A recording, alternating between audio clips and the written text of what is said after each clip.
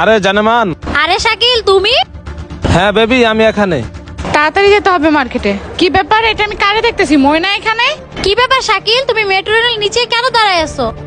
আরে বাবু, তোমার ভাবির বয়ে আমি মেট্রো রেলের নিচে দাঁড়াই আছি। আচ্ছা যাই হোক, তোমার বাসার সামনে গেলে তোমার ভাবি তো দেখিয়া বলবি। ভাই তবে তোমার ভাবি কোথায়? আজকে তো ওনাকে দেখতেছি না। তোমার ভাবির জন্য তোমার সাথে প্রেম করে মজা পাই না। ময়না এই ছেলেটার সাথে রিলেশন করে? এই ছেলের তো এলাকায় অনেক বদনাম। ভাবি মার্কেটে গেছে, তাই আমাকে একাই বলছে খালার বাসায় যাইতে, কারণ আমি খালার বাসায় আজকে যাইতে চাইছিলাম। উনি যাইতে পারবে না, তাই আমাকে একাই যাইতে বলছে। ছি ছি, ময়না আমাদের ফ্যামিলির মান সম্মান সব ডুবাই ফেলাইলো। ঠিক আছে, তাহলে তো অনেক ভালো হয়েছে। চলো আজকে আমরা কোথাও ঘুরতে যাই। না শাকিল, আজকে খালার বাসায় যাইতেই হবে, খালা খুব অসুস্থ।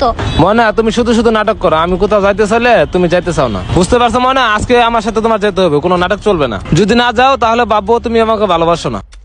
চলো ময়না। না যান, খালার বাসায় আজকে যাইতেই হবে আমার। ময়না তুই